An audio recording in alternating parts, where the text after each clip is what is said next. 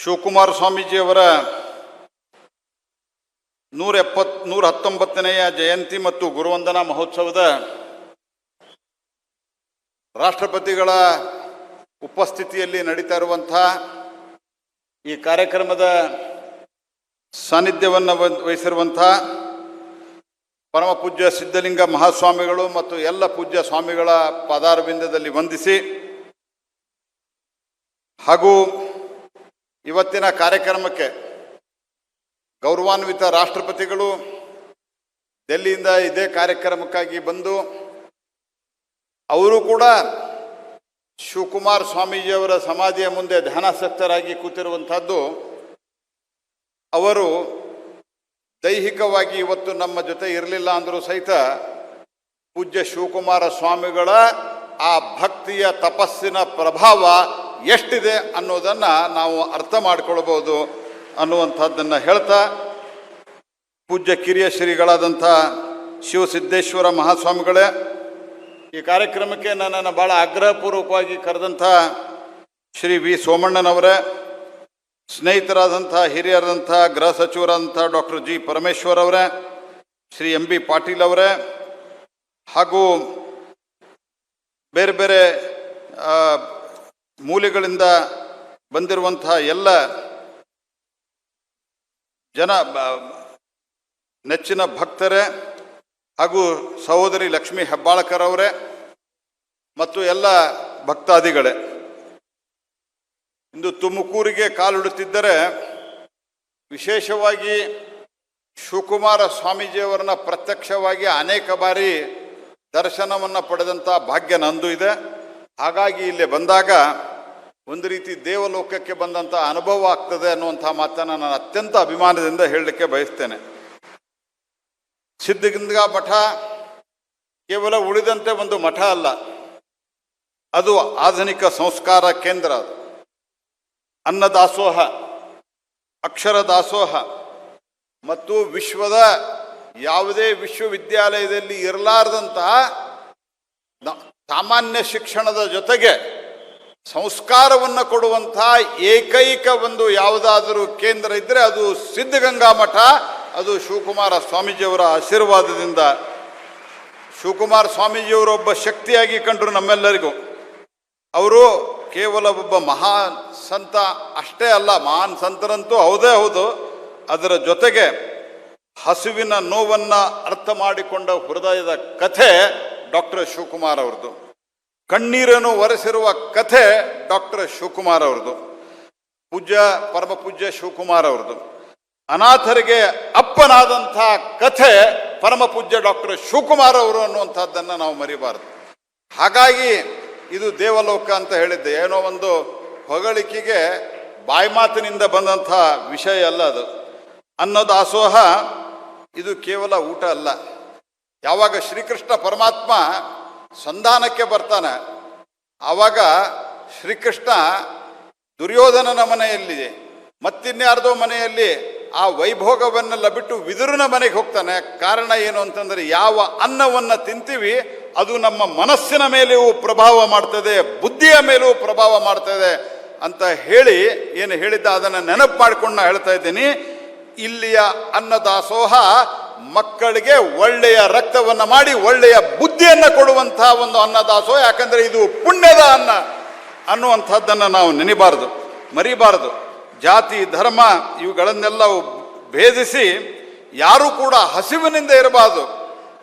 ದುಡ್ಡು ಇಲ್ಲ ಅನ್ನುವ ಕಾರಣಕ್ಕೆ ಜ್ಞಾನದಿಂದ ವಂಚಿತ ಆಗಬಾರದು ಅನ್ನುವಂಥ ಒಂದು ಬಹುದೊಡ್ಡ ಕಾಯಕ ಸಿದ್ಧಾಂತವನ್ನು ಕೊಟ್ಟಂಥ ಪರಮ ಪೂಜ್ಯರು ಅವರು ಅನ್ನ ಆಶ್ರಯ ನೀಡಿ ಇವತ್ತು ನಿಜವಾದ ಸಾಮಾಜಿಕ ಸಮಾನತೆಯನ್ನು ಬರೆದಿರುವಂಥ ಯಾವುದಾದರೂ ಒಬ್ಬ ಮಹಾನ್ ಸಂತ ನಮ್ಮ ಮಧ್ಯೆ ನಡೆದಾಡಿದರೆ ಅದೇ ನಡೆದಾಡುವ ದೇವರು ಪೂಜ್ಯ ಡಾಕ್ಟರ್ ಶಿವಕುಮಾರ ಸ್ವಾಮೀಜಿಯವರು ಅನ್ನುವಂಥದ್ದನ್ನು ನಾವು ನೆನಪಿಟ್ಟುಕೋಬೇಕು. ಏನು ಬಸವಣ್ಣನವರು ಹೇಳಿದರು, ಕಾಯಕವೇ ಕೈಲಾಸ. 111 ವರ್ಷ he lived for 111 years until his last breath. He never took rest. He was only bothered, he was only worried. कभी भी जब सोचते थे बच्चों के बारे में सोचते थे, समाज के बारे में सोचते थे, संस्था में जो गरीब से गरीब व्यक्ति आते थे उनके बारे में सोचते थे, उनका कैसा शिक्षण दे, उनको कैसे किस कॉलेज में भेजे, उनका जीवन का व्यक्तित्व का पूरा विकसन कैसे हो, वो अंत तक सोचते रहे।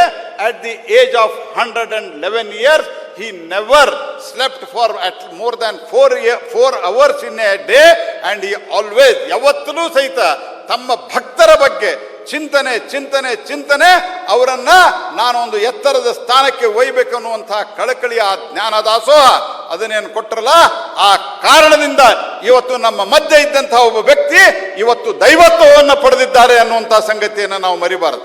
ಒಬ್ಬ ವ್ಯಕ್ತಿ ಯಾವಾಗ ದೈವತ್ವವನ್ನು ಪಡಿತಾನೆ, ಯಾವುದನ್ನು ತಾನು ಹೇಳ್ತಾನೆ ಅದನ್ನು ನಡೆಸಿದಾಗ, ಮಾತು ಕೃತಿಯಲ್ಲಿ ವ್ಯತ್ಯಾಸ ಕಮ್ಮಿ ಆದಾಗ ಒಬ್ಬ ವ್ಯಕ್ತಿ ನರನಿಂದ ನಾರಾಯಣನಾಗ್ತಾನೆ, ಮನುಷ್ಯ ಮಹಾದೇವನಾಗ್ತಾನೆ. ನಮ್ಮ ಮಧ್ಯೆ ಇದ್ದಂತಹ ಒಬ್ಬ ವ್ಯಕ್ತಿ ಮನುಷ್ಯನಿಂದ ಮಹಾದೇವನಾದಂತಹ ಯಾವುದಾದ್ರೂ ಒಂದು ಇದ್ರೆ ಅದು ಪರಮ ಪೂಜ್ಯ ಶಿವಕುಮಾರ ಸ್ವಾಮೀಜಿಯವರು ಅನ್ನುವಂತಹ ಸಂಗತಿಯನ್ನು ನಾವು ಮರಿಬಾರ್ದು ಸ್ನೇಹಿತರೆ.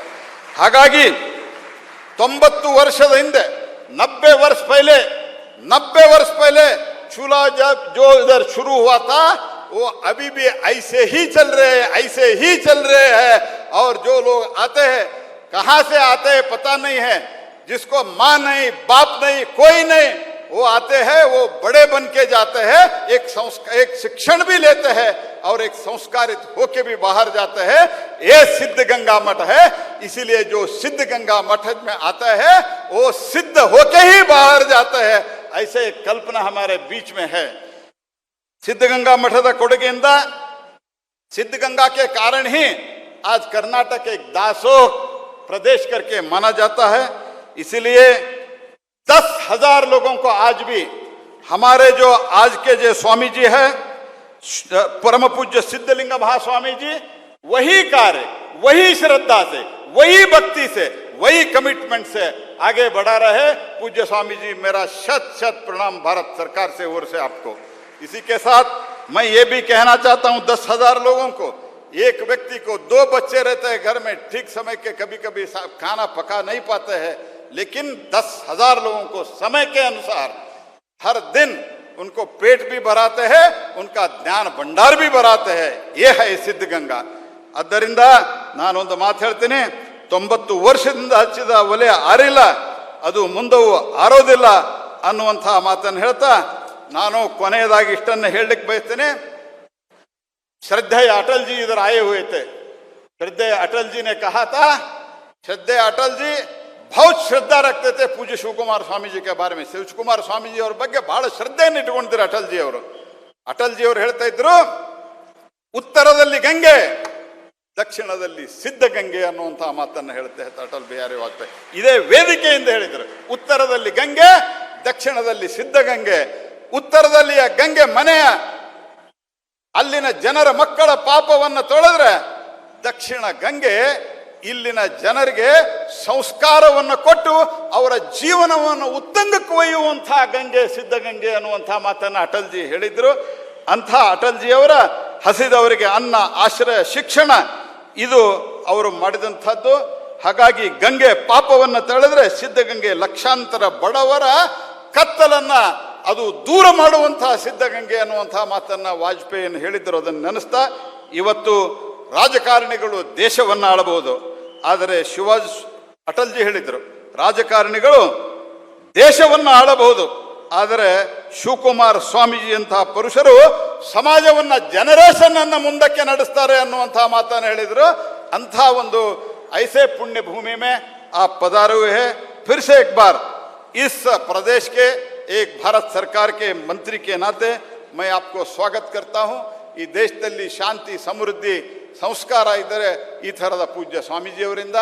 ಆ ಕಾರಣಕ್ಕಾಗಿಯೇ ಇವತ್ತು ಜಗತ್ತಿನಲ್ಲಿ ಎಲ್ಲ ಕಡೆ ಅಶಾಂತಿ ಇದ್ದರೂ ಸಹಿತ, ಜಗತ್ತಿನಲ್ಲಿ ಎಲ್ಲ ಕಡೆ ಸಮಸ್ಯೆ ಇದ್ದರೂ ಸಹಿತ, ಭಾರತದಲ್ಲಿ ಯಾವುದೇ ಸಮಸ್ಯೆ ಇರಲಾರದೆ, ಪೆಟ್ರೋಲದ ಬಗ್ಗೆ ಸಮಸ್ಯೆ ಆಗ್ತದೆ ಅಂತ ಹೇಳಿದರು, ಪೆಟ್ರೋಲ್ ಬಗ್ಗೆಯೂ ಸಮಸ್ಯೆ ಆಗಲಿಲ್ಲ, ಡೀಸೆಲ್ ಬಗ್ಗೆಯೂ ಸಮಸ್ಯೆ ಆಗಲಿಲ್ಲ.